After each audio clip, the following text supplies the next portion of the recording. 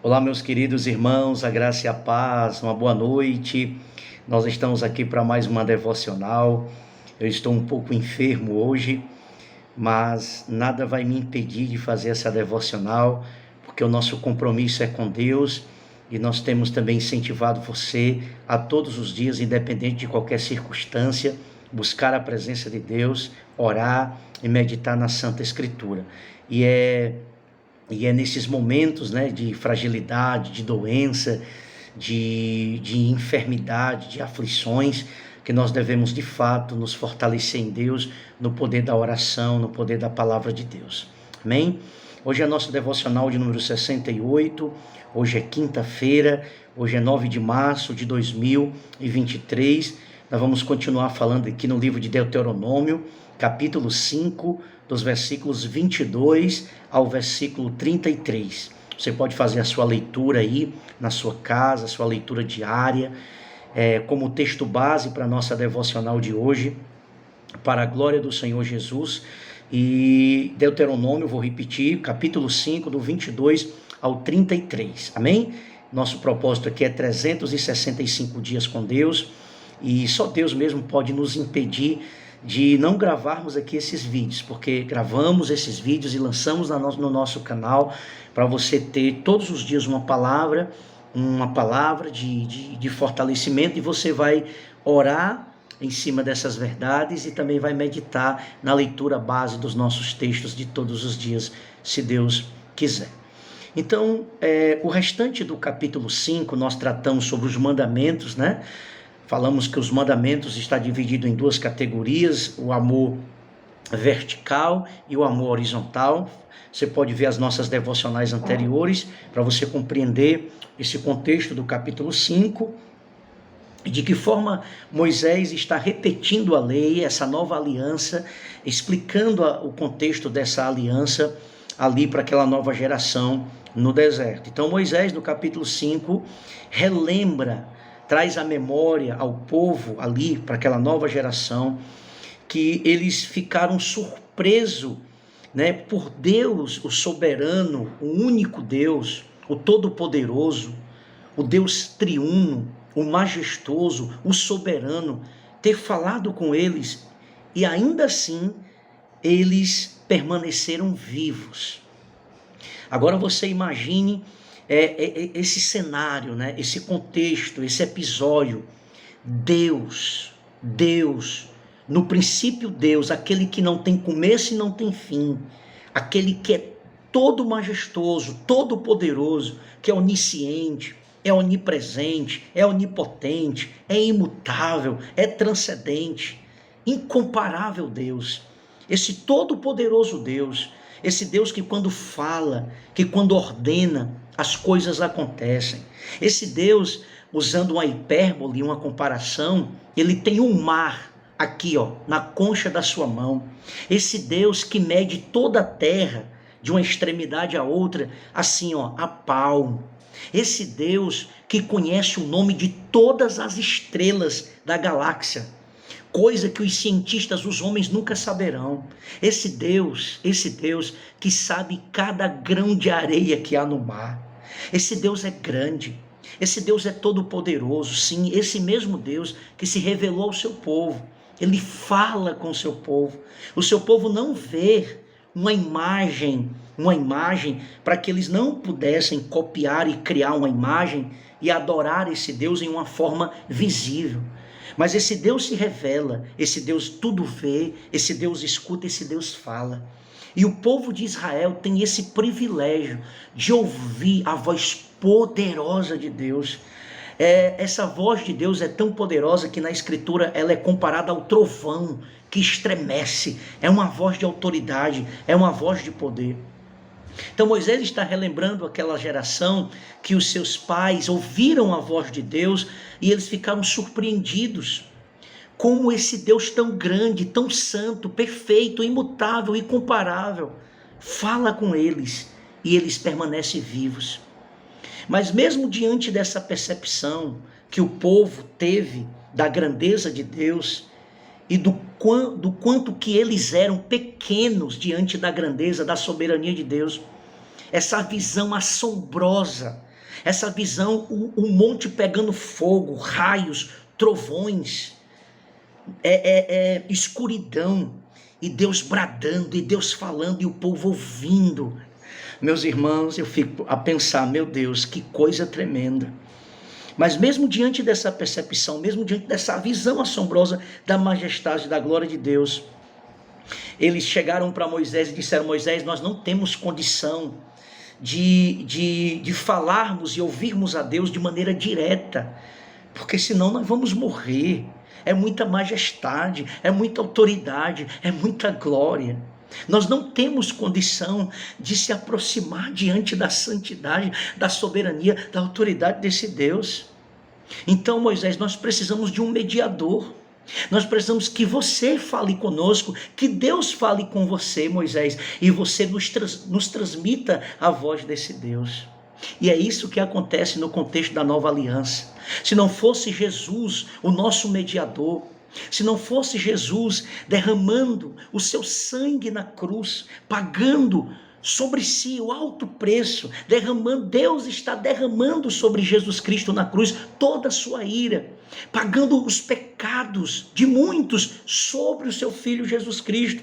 E através do sacrifício de Jesus Cristo, nós temos acesso ao Pai, nós temos um mediador, e que assim como Moisés, Jesus é o nosso mediador, e ele nos fala através do seu Espírito que inspirou homens para escrever a Escritura, para nos trazer esses princípios, e muitos outros homens que traduziram das línguas originais, a partir dos manuscritos originais, para que essa palavra chegasse até a nós. E o Espírito Santo fala conosco mediante a verdade revelada na Escritura, porque se não fosse Jesus Cristo como o nosso mediador, certamente nós não poderíamos nos aproximar diante de um Deus tão santo, que tão miseráveis, impuros e pecadores nós somos. Certamente nós seríamos destruídos, exterminados. Por que isso não acontece? Porque Jesus Cristo, ele foi imputado a Jesus Cristo toda a justiça de Deus. Cristo pagou o nosso preço diante do Pai, e agora podemos se achegar a Ele através da oração, através da adoração, pelo novo e vivo caminho. Olha que privilégio, olha que bênção. Então, as palavras de Deus, tanto os 10 mandamentos, como toda a Escritura, tanto o Antigo Testamento como o Novo Testamento, todos os escritos sagrados, inspirados pelo Espírito Santo. Não estou me referindo aos livros apócrifos, que se contradizem, livros apócrifos que contêm algum teor histórico, mas não foram inspirados por Deus. Por quê? Porque há contradições, porque a maioria desses livros foram escritos no período interbíblico de 400 anos de silêncio de Deus. Portanto, eles não foram inspirados, eles não têm nenhum valor histórico. Por quê? Porque os manuscritos que inspiraram os escritos dos apócrifos são manuscritos bem atuais e não manuscritos mais antigos. Portanto, a Escritura, a palavra de Deus, ela é inspirada, e a igreja do Senhor, através do concílio, eles aprovaram, eles aceitaram os livros inspirados, os 66 livros, 39 do Antigo Testamento e 27 do Novo Testamento. E é o cânon. Como eles aprovaram?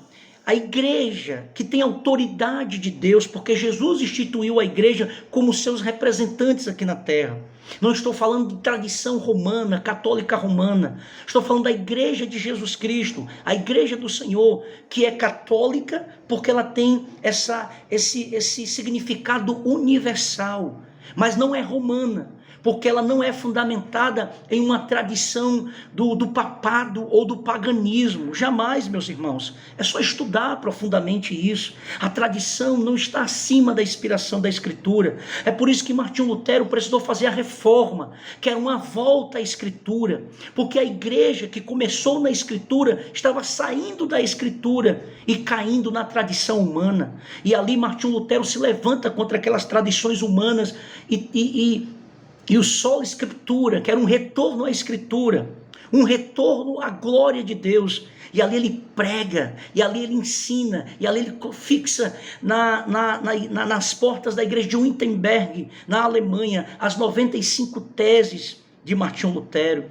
E essa reforma começou a atingir vários lugares, e até hoje nós somos frutos dessa reforma. Então toda a escritura, ela é inspirada por Deus, ela não veio de pensamentos humanos. Deus usou homens como instrumentos para escrever, mas eles não colocaram na Bíblia o que eles quiseram da sua mente humana, mas eles foram inspirados. Aqui a palavra inspirada é um sopro do Espírito, é uma capacidade de escrever algo espiritual, algo da parte de Deus para os homens, e aqui está diante de nós a Escritura. Então é a origem divina, é de Deus, não é dos homens. É por isso que diz aqui no versículo 22, estas palavras falou o Senhor, é de Deus, são palavras que vêm de Deus. Moisés escreve o decálogo, Moisés escreve os chamados 5 livros da lei, mas toda a escritura é inspirada, tanto o Antigo como o Novo Testamento. E é pela fé que nós cremos, que nós aceitamos a escritura como inerrante, que não contém falhas. Alguma falha que exista é de cunho ortográfico ou de alguma pontuação, mas não no seu conteúdo, mas não no teor dessa mensagem, não na exegese, na proposta das verdades, das doutrinas de Deus. Jamais haverá erro nas doutrinas, nos ensinamentos bíblicos do Senhor Jesus, inspirados por Deus. Então o espetáculo que o povo está vendo ali no alto do monte serviu para deixar bem claro isso, que as palavras eram de Deus, não de Moisés. E a escritura para nós cremos que é palavra de Deus.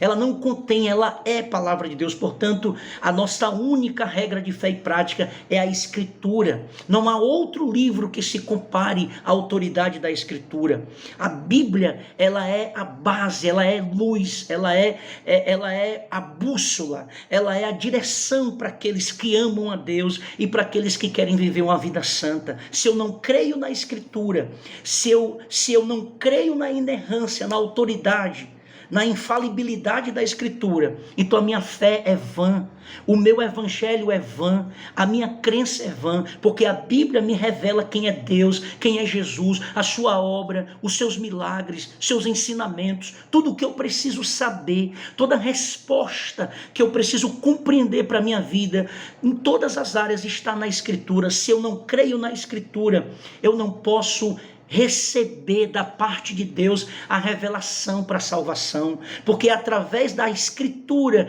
que eu sou salvo, é pelo Evangelho, pela convicção da verdade revelada na Escritura, que eu reconheço o meu pecado, que eu me achego a Cristo, que eu me arrependo dos meus pecados e eu tenho certeza de salvação. Se eu não creio na Escritura, meus irmãos, eu não creio em Jesus. Se eu não creio em Jesus, eu estou condenado eternamente, porque a Bíblia diz que aqueles que não crêem em Jesus, segundo a Escritura, eles já estão condenados. Então, diante desse espetáculo, ficou bem claro que as palavras não eram de Moisés.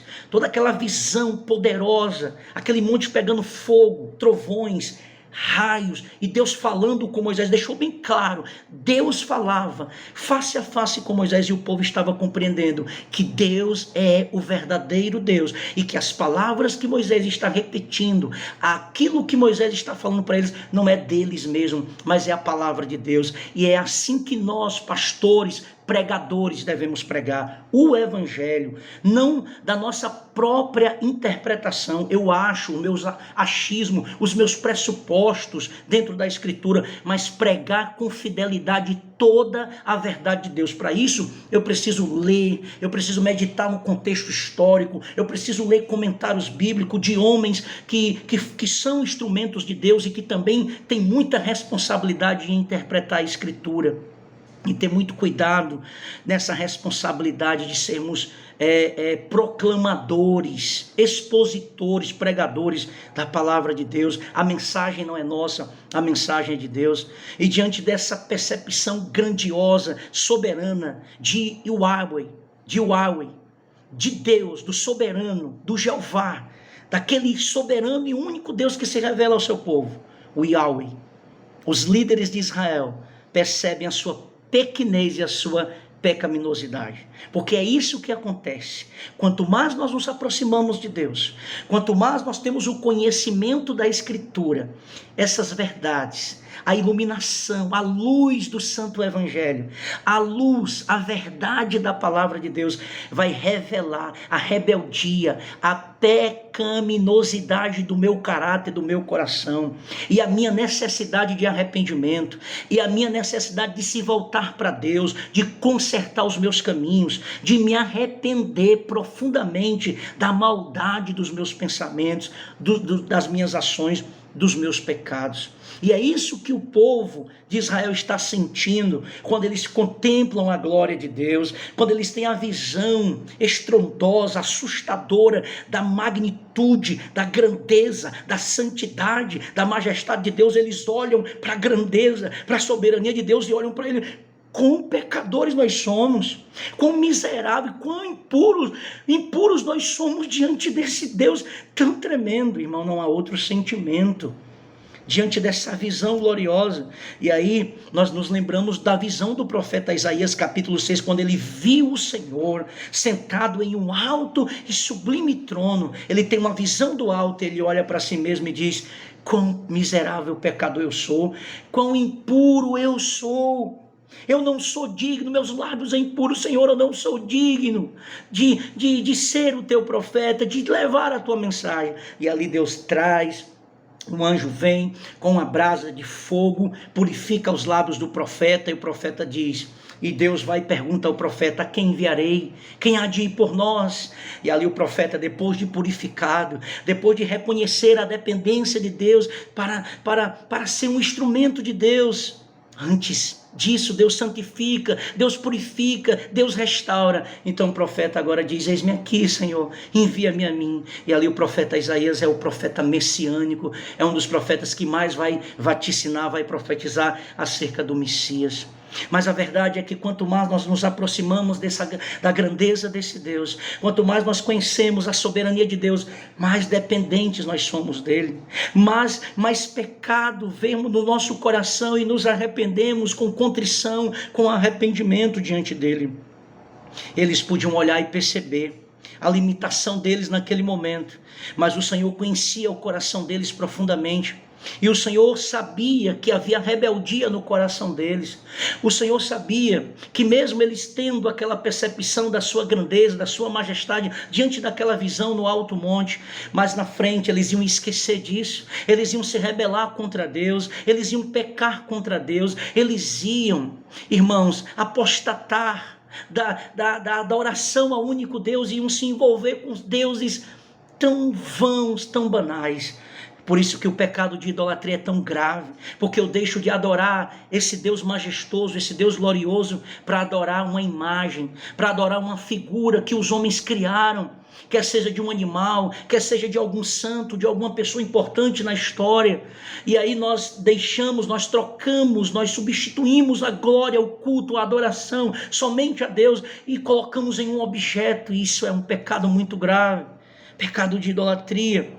E lá na frente eles vão abandonar a adoração ao único Deus. Quantos de nós não somos assim? Mesmo que nós não tivéssemos a mesma experiência que o povo de Israel teve de ver essa grandeza, mas nós também temos uma experiência sobrenatural, porque temos a revelação completa da Escritura. Jesus se encarnou, podemos ler sobre a vida dele, podemos ler sobre as obras dele, podemos ler sobre sua morte, podemos ler sobre a sua ressurreição, podemos ler sobre a sua vinda. Diante dessas verdades, mesmo assim, quantos de nós não somos rebeldes? Quantos de nós não trocamos a comunhão com Deus pelos pratos do Egito, pelas coisas do Egito, desse mundo? Quantas vezes nós, mesmo tendo o conhecimento da verdade, a gente substitui a glória de Deus e adoramos os ídolos do nosso próprio coração? Ah, meu irmão, Jesus está falando conosco nessa devocional. Precisamos abrir mão dessas coisas.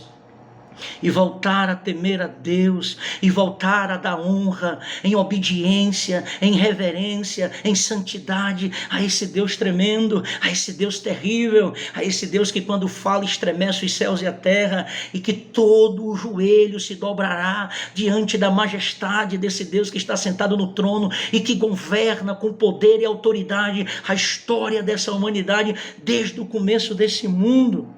Então Moisés exorta aquele povo, porque Deus não vai abandonar os seus eleitos, porque mesmo que esse povo, alguns deles irão morrer no deserto, como prova da justiça, da santidade de Deus, e o juízo de Deus vai cair sobre eles, mas a promessa da aliança de Deus a Abraão permanece de pé, e ali as instruções, os ensinamentos do Senhor vai continuar. Moisés vai continuar ensinando aquele povo, mesmo com o coração rebelde, mesmo Deus sabendo que aquele povo em algum momento na história vai abandoná-lo, vai rejeitá-lo, vai se envolver com o paganismo das outras nações, dos jebuseus, dos amalequitas, dos cananeus, dos hititas e muitas outras nações pagãs, mas Deus está alertando Moisés, e Moisés está transmitindo a verdade. Eles recebam ou não, mas a verdade tem que ser ensinada, a verdade tem que ser pregada, assim também como nos dias de hoje. Sabemos que existem irmãos, pessoas da igreja mesmo, que rejeitam a verdade, dá coceira no ouvido, rejeitam, eles não querem aceitar a pregação, exposição bíblica genuína, verdadeira, que confronta o pecado, mas o ensinamento tem que permanecer, a pregação tem que continuar, porque disso depende, meus irmãos, a permanência do povo aqui de Israel na terra prometida. E os eleitos de Deus nos dias de hoje também, eles demonstram a sua eleição, a sua salvação por meio dessa disposição para obedecer a Deus. É por isso que a doutrina da predestinação, ela é bíblica, porque o predestinado, ele não é predestinado para o pecado, não é porque ele é eleito de Deus que ele vai vai viver na prática do pecado. Não existe essa doutrina. Calvino nunca ensinou isso, Armínio também nunca ensinou esse tipo de doutrina. Mas o santo, o eleito, ele tem fruto, ele mostra fruto de santidade, porque a primeira etapa é a conversão, a segunda etapa, que a conversão é a justificação, é o perdão dos pecados, aí a santificação é um processo que vai até a vinda de Cristo, até a nossa morte, e em terceiro lugar a glorificação, que é quando Jesus Cristo voltar, e aí o nosso corpo será transformado. Então tem que continuar ensinando, o povo escute ou não, as leis do Senhor tem que ser ensinado. Caminhando para o final, quer seja os 10 mandamentos, quer seja a grande comissão lá de Mateus 28, 18 a 20, são ordens: guardem, obedeçam, preguem o evangelho, vivam o evangelho, façam discípulos de todas as nações, batizem, ensinem a minha palavra.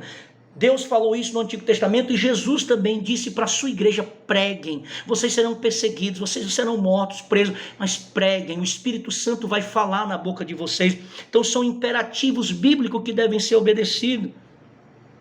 Mesmo diante de tanta desobediência, mesmo diante de tanta rebeldia, mas aqueles a qual o Espírito Santo de fato está movendo o coração para nesses dias obedecer a Deus de maneira incondicional, somos responsáveis em cumprir, em obedecer a Deus, pregando a verdade, vivendo a verdade nessa geração. Então são mandamentos. E mesmo diante de tanta desobediência, Deus preserva aqueles a qual viverão essa palavra e terão muita seriedade pelas coisas de Deus. O Senhor nos ama e Ele não passa pano pelos nossos pecados. Ele não aprova pecado na vida da sua igreja e do seu povo. O juízo de Deus virá e começa pela igreja. É por isso que a verdade de Deus tem que ser ensinada e pregada e vivida. Então, quais as decisões que nós vamos tomar hoje para romper com esse ciclo de desobediência, de rebeldia, mesmo diante dessa grandeza, dessa soberania, desse amor, dessa misericórdia, desse Deus tão triuno, Pai, Filho e Espírito Santo? Qual vai ser a nossa decisão? De amar a Deus, submeter a sua palavra, ou nós vamos ficar o tempo todo flertando com o pecado dentro da igreja, sendo apenas religiosos, sem nenhuma transformação do nosso caráter? Vamos orar sobre isso, pense sobre isso. Vamos orar. Obrigado, Senhor, porque a Tua palavra é santa, Tua palavra nos ensina a viver uma vida de obediência, Pai. O Senhor conhece o nosso coração. Tem misericórdia de nós. Nós reconhecemos, Pai, a nossa incapacidade de andarmos em santidade diante do Senhor. Se o Teu Espírito Santo não nos ajudar, se o Teu Espírito Santo não aplicar essas verdades em nós, nós vamos cair, nós vamos nos embaraçar, Senhor, diante do pecado do nosso próprio coração. Mas graças a Deus pela Tua morte, pela Tua ressurreição, pelo Espírito Santo que em nós habita, que gera em nós santidade, força e nos dá graça para obedecer os mandamentos, para andarmos em santidade. Pai, guarda o nosso coração da desobediência. E nós, Pai, nós temos uma aliança contigo, Senhor, todos os dias, de andar com o Senhor, de amar o Senhor e de cumprir, Pai, todas as Tuas ordenanças no poder do Teu Espírito Santo. Obrigado por essa devocional. Deus Santo, Deus triuno, 3 vezes santo, toda a glória somente a Ti, soberano Deus, em nome de Jesus. Amém. Que Deus te abençoe e nunca esqueça, quanto mais você conhece Deus, mais você reconhece quem você é e mais você reconhece que depende dele para viver uma vida santa e piedosa. Amém.